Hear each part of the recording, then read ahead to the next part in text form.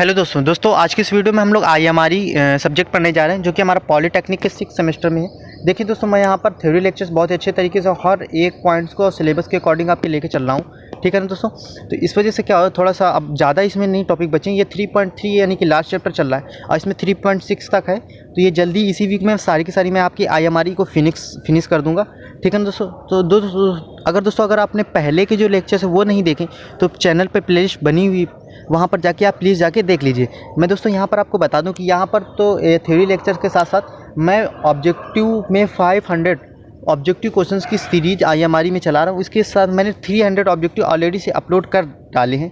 अगर अभी तक आपने वो नहीं देखे तो प्लीज़ जाइए वहाँ पर देख लीजिए, आपके लिए बहुत ज़्यादा बेनिफिशियल है, ठीक है ना। और इसके साथ साथ मैं आपको ये भी बता दूँ, यहाँ पर इस चैनल पर आपको EDD सेकेंड UEET इन सब की भी ऑब्जेक्टिव क्वेश्चंस आपको बहुत ही प्रॉपर तरीके से मिल रहे हैं। तो दोस्तों आप जाइए, चैनल पर प्लेलिस्ट बनी है प्रॉपर, वहाँ पर देखिए। अगर कोई डाउट हो तो प्लीज़ आप कमेंट्स करके भी आप मुझसे बता सकते हैं। इसके साथ साथ मैं टेलीग्राम चैनल का लिंक भी आपको दे दूँगा, बता दूँगा, तो वहाँ आप जाके ज्वाइन हो सकते हैं। वहाँ से अभी आप पता कर सकते हैं और डिस्कस कर सकते हैं मेरे साथ, ठीक है ना। तो पहला यहाँ पर सबसे पहले मैं आपको सिलेबस दिखा देता हूँ कि मेंटेनेंस ऑफ डिस्ट्रीब्यूशन ट्रांसफार्मर है।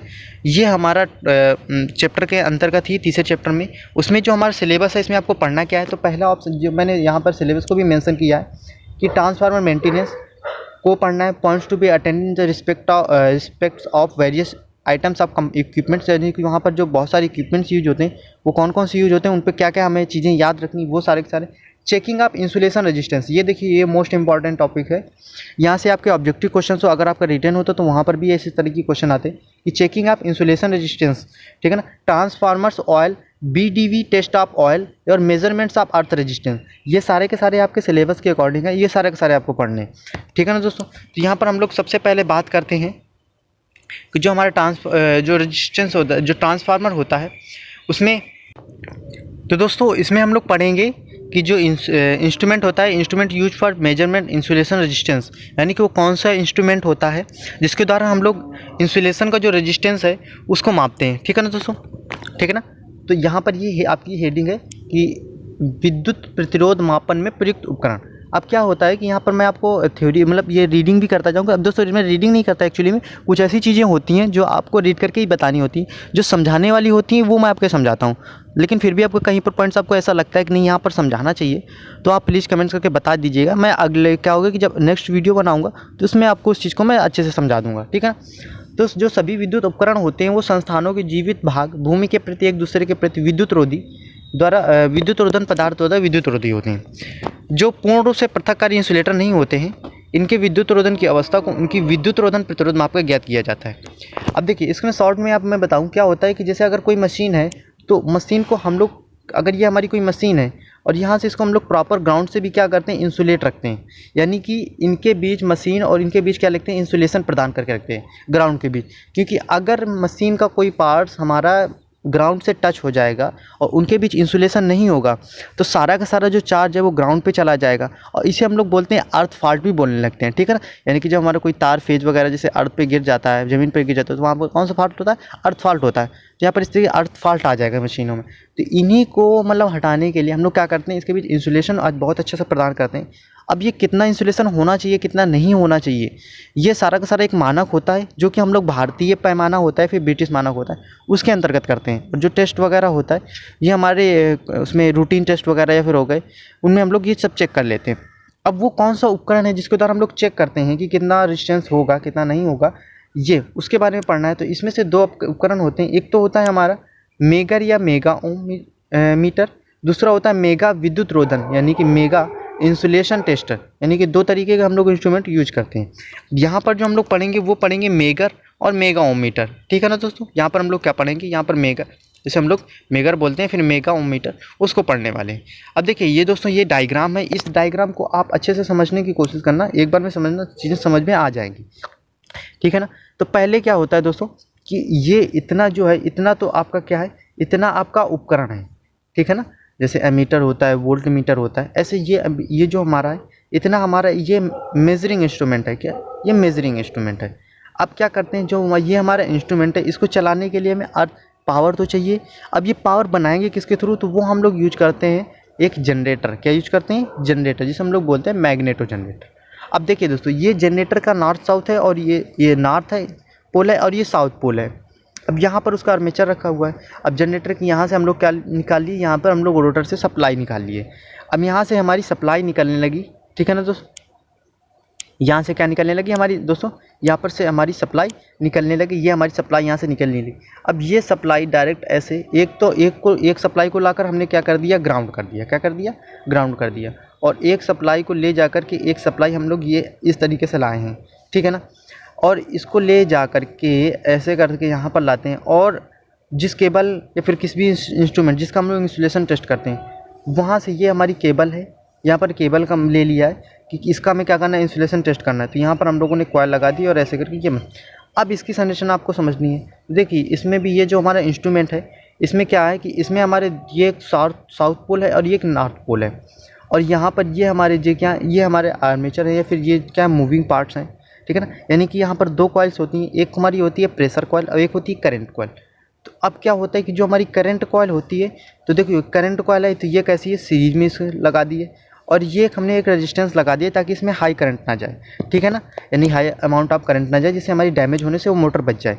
इसके बाद ये जो हमारी कॉइल है, इस कॉइल को इसे हम लोग बोलते हैं प्रेशर कॉइल, दूसरा नाम इसको कंट्रोल कॉइल भी बोलते हैं। और इसे हम लोगों ने कैसे जोड़ा है, पैरेलल में जोड़ा। कैसे जोड़ा है, पैरेलल। देखो ये एक, तो ये हमारा एक पॉजिटिव, मतलब एक हमारा कैसा होगा, एक फेज वायर होगा, न्यूट्रल होगा। तो इनके बीच देखो ये हमारी कैसे जुड़ी हुई है, पैरेलल में जुड़ी। और ये वाली देखो, ये वाली कैसी है, ये हमारी सिंपल सी कैसी जुड़ी हुई है, ये हमारी सीरीज में जुड़ी हुई है। तो इसे हम लोग, और जो सीरीज में हमारी कॉइल जुड़ती है उसे हम लोग बोलते हैं कौन सी, करंट कॉइल। और जो हमारी पैरेलल में जुड़ती है उसे हम लोग प्रेशर कॉइल या फिर वोल्टेज कॉइल बोलते हैं। तो और इसके बाद यहाँ पर हमने लगा दिया पैमाना, ये डिफ्लेक्शन होगा कि भैया कितना हमारा इंसुलेशन रेजिस्टेंस है। तो इस तरीके से दोस्तों मैंने ये डायग्राम आपको समझाने की कोशिश की है। आशा करता हूँ ये आपको डायग्राम समझ में आ गया होगा, ठीक है ना। तो जो ये होता है, ये अब देखिए ये मेगर क्या है कि ये मेगर एक्चुअली में कैसे, अब इसको जो जनरेटर है इसको हाथ से चलाया जा रहा है। तो मेगर या हाथ चलित डिस्क धारा जनरेटर है, जिसके द्वारा किसी संस्थापन के मोटर तथा अन्य विद्युत रोधन प्रतिरोध का मापन करते हैं, ठीक है ना दोस्तों। इसके बाद हम लोग अगले उसमें चलते हैं। जो विद्युत रोधन होता है उसका जो प्रतिरोध का मान मैगर के पैमाने पर सीधे सूचित होता है। आपने ये देखा यहाँ पर डिफ्लेक्शन जहाँ से हो रहा था, ये देखिए इसमें क्या है, यहाँ पर आप देख रहे हो कि यहाँ पर क्या होगा, यहाँ पर आपको सीधे से पता चल जाएगा कि कितना इंसुलेशन है। जो घरेलू वायरिंग होती है 250 वोल्ट तक की, या फिर विद्युत रोधन प्रतिरोध के लिए हम लोग कितना 500 वोल्ट का मैगर प्रयोग किए जाते हैं। यानी कि यहाँ पर जो डोमेस्टिक वायरिंग होती है वहाँ पर जो मैगर प्रयोग करते हैं उसकी भी एक रेंज होगी ना, कि भाई इतने रेंज तक आपका इंसुलेशन को जो टेस्ट करना है। तो घरों पे 250 वोल्टेज आता है वोल्टेज। अब आपको याद होगा कि किसी भी जो हमारी कोई भी केबल है या फिर ये सब, तो जो वो डिज़ाइन की जाती है वो हम लोग उस जो इंसुलेशन होता है वो हम लोग एक्चुअली में वोल्टेज को ध्यान में रख कर डिवाइड करते हैं। और जो हमारे तार की जो मोटाई है ये हम लोग ध्यान पे किसके रखते हैं, करंट के ध्यान पे रखते हैं। यानी जितनी ज़्यादा करंट जिस तार पे फ्लो होगी उतना ही ज़्यादा उसका डायमीटर हमारा मोटा होगा, और जितना ज़्यादा वोल्टेज होगा उतना ही ज़्यादा उस पर इंसुलेशन को हम लोगों को हाई करना पड़ेगा उस तार पे। तो यहाँ पर ये बता दिया गया कि जो हमारी घरेलू वायरिंग होती है वो 250 वोल्ट तक की घरेलू वायरिंग के हम लोग 500 वोल्ट का मेगा प्रयोग करते हैं। और वहीं अब अगर हमारी वायरिंग 440 वोल्ट तक की है तो उसके लिए हम लोग 1000 वोल्ट का मेगा प्रयोग करते हैं। लेकिन अगर अधिक ऊंचे विभव के लिए हम लोग क्या करते हैं, जैसे 11 kV के ट्रांसफार्मर, डिस्ट्रीब्यूशन ट्रांसफार्मर हो गए, 1000 वोल्टेज या फिर 2500 वोल्टेज तक के प्रयोग कर लेते हैं। यानी कि जो हमारे यहाँ पर 4000 kV का मतलब है कि आपका जो प्राइमरी मतलब उस पर कितना है, लो है, कितने उससे हम लोग आउटपुट ले रहे हैं उस आधार पे जो हमारी कोर पे वाइंडिंग है उसके आधार। तो वहाँ पर हम लोग मोस्टली 1000 वोल्ट से लेकर 2500 वोल्ट तक के मेगर प्रयोग करते हैं, ठीक है ना दोस्तों, जो कि अधिक उच्च वोल्टता के तो हैं ही हैं। अब जो मेगर की संरचना होती है, मेगर की संरचना को मैंने बता दिया कि कितने पार्ट्स में होती है, 2 पार्ट्स में होती है मेगर की संरचना। कौन से, एक तो हमारा मेगा मीटर है, दूसरा डीसी जनरेटर। इन दोनों भागों को एक साथ रखने पर मेगर का निर्माण होता है, मैंने बता दिया अच्छे से। जनरेटर को हाथ के द्वारा 120 चक्र प्रति मिनट के हिसाब से, यानी कि 120 आरपीएम में चलाते हैं दोस्तों। अब देखिए यही से आपको दोस्तों क्या होता है कि जो आपका ऑब्जेक्टिव क्वेश्चन बनता है वो यहीं से बनता है। यदि किसी उपकरण का चालक भागों का भूमि या अन्य चालकों के से विद्युत रोधन से अलग किए गए हैं के मध्य विद्युत रोधन प्रतिरोध निकालना हो, तो 2 लचीले और अच्छी तरह से विद्युत रोधी टर्मिनल में से एक को उपकरण के वांछित चालक भाग तथा दूसरे को आवश्यकता अनुसार भू या अन्य चालक भाग जिसके मध्य विद्युत रोधन प्रतिरोध के निकालना हो संयोजित कर देते हैं। जनित्र के हाथ से निर्धारित चक्र प्रति सेकंड तक घुमाते हैं तथा प्रतिरोध का मान सीधे पैमाने पर माप लेते हैं। अब इसको मैं शॉर्ट में समझाने की कोशिश करता हूँ। चलो मैं डायग्राम से ही बताता हूँ। सिंपल सा क्या होता है कि अगर हमें किसी भी चीज़ का जो मापन करना है, किसी भी चीज़ के इंसुलेशन का मापन करना है, तो आपको क्या करना होगा, यहाँ से सीधे से जो सप्लाई यहाँ से ये जो निकल रही है, उस इंस्ट्रूमेंट को हम लोग ऐसे वहाँ से तार को लेंगे, एक ही तार को ले रहे हैं, और उसके बाद जो इंस्ट्रूमेंट का जो दूसरा तार है, मेगर का दूसरा तार है, उसको तो हम लोग क्या कर देते हैं, ग्राउंड कर देते हैं। आप ये देख ही रहे होंगे कि ये ग्राउंड है, और दूसरे तार के थ्रू हम लोग इंसुलेशन का रेजिस्टेंस का मापन करते हैं। जिसमें सिंपल से ये बताया गया है। जो मेगा इंसुलेशन टेस्टर होता है, ये दूसरा उपकरण है, इसके द्वारा भी हम लोग इंसुलेशन का टेस्ट करते हैं। तो ये एक क्या होता है कि ये एक ओम मीटर या फिर मल्टीमीटर के तरीके कार्य करने वाला उपकरण है, जिसके पैमाने पर सभी पाठ्यांक पढ़े जा सकते हैं। क्या किए जा सकते हैं, सारे पाठ्यांक पढ़े जा सकते हैं। उनका उपयोग करते समय एक टॉर्क धारा वहन करने के लिए चालक भाग और दूसरे टांग है, ये दूसरे टॉर्क नहीं, टांग है, यानी कि टांग का मतलब होता है प्रोब्स बोलते हैं, इंग्लिश में प्रोब्स बोलते हैं। प्रोब का मतलब आप समझ ही गए होंगे, ठीक है ना, यानी कि एक तरह से टर्मिनल समझिए। अन्य चालक जिनके विद्युत रोधन में अलग किया जाता है, किए रखते हैं, पैमाने पर सीधे पाठ्यांक पढ़ लेते हैं। इस उपकरण का प्रयोग बहुत कम वोल्टता के संस्थापन उपकरणों के लिए किया जाता है। अधिकांशतः विद्युत रोधन प्रतिरोध के मापन में मेगर का ही प्रयोग किया जाता है, जिसका वर्णन हम लोग प्रयोग ऊपर कर चुके हैं। देखिए, मेगा इंसुलेशन टेस्ट में आपको कुछ बातें याद रखनी, वो ये याद रखनी कि जहाँ पर बहुत ही ज़्यादा लो इंसुलेशन रेजिस्टेंस का मापन करना है, तो वहाँ पर हम लोग मेगा इंसुलेशन टेस्टर का प्रयोग करते हैं। यहाँ पर दो मतलब प्रोब्स होती हैं, जिसे हिंदी में हम लोग टांग बोलते हैं। उसमें से एक को तो हम लोग ग्राउंड कर देते हैं। देखो, इसमें से सेम ही है प्रोसेस। यहाँ पर एक को तो हम लोग क्या कर देंगे, ग्राउंड कर देंगे, और दूसरे के थ्रू हम लोग क्या करते हैं, मापते हैं। तो इस तरीके से हम लोगों ने क्या देखा कि विद्युत उत्तरण प्रतिरोध को मापने के लिए दो तरीके के उपकरण देखे हम लोगों ने, मेगा ओमीटर और मेगा इंसुलेशन टेस्टर, ठीक है ना। अब इसमें से एक छोटा सा पॉइंट्स है कि ये जो पोलराइजेशन इंडेक्स क्या होता है दोस्तों, इसको थोड़ा सा ध्यान से देखिएगा, ये कि पोलराइजेशन इंडेक्स क्या होता है। तो यदि RB0 किसी विद्युत रोधन प्रतिरोध का 60 सेकंड के लिए विद्युत रोधन प्रतिरोध का पाठ्यांक R15 यानी कि 15 सेकंड का पाठ्यांक है, तो R/60/R15 के अनुपात को ध्रुवण अनुपात कहते हैं दोस्तों। बस और कुछ नहीं है। यानी कि सपोज हमने क्या किया, 60 सेकंड के लिए किसी भी विद्युत रोधी पदार्थ का प्रतिरोध माप लिया, उसके बाद फिर हमने 15 मिनट के माप लिया और उन दोनों का अनुपात कर दिया, तो उसी का सिंपल सा जो अनुपात निकल के आता है वही हमारा ध्रुवण अनुपात कहलाता है। इसमें और बहुत ज़्यादा कोई लॉजिक वाली बात नहीं है, ठीक है ना दोस्तों। यानी कि सिंपल से आपने क्या किया कि दो डिफरेंट टाइम से आपने दो मतलब एक ही इंसुलेटिंग मटेरियल्स के पदार्थ का रेजिस्टेंस निकाला, दो डिफरेंट टाइम्स में उनका आपने क्या कर दिया, रेशियो कर दिया, और वही हमारा कहलाने लगता है पोलराइजेशन इंडेक्स, ठीक है ना दोस्तों।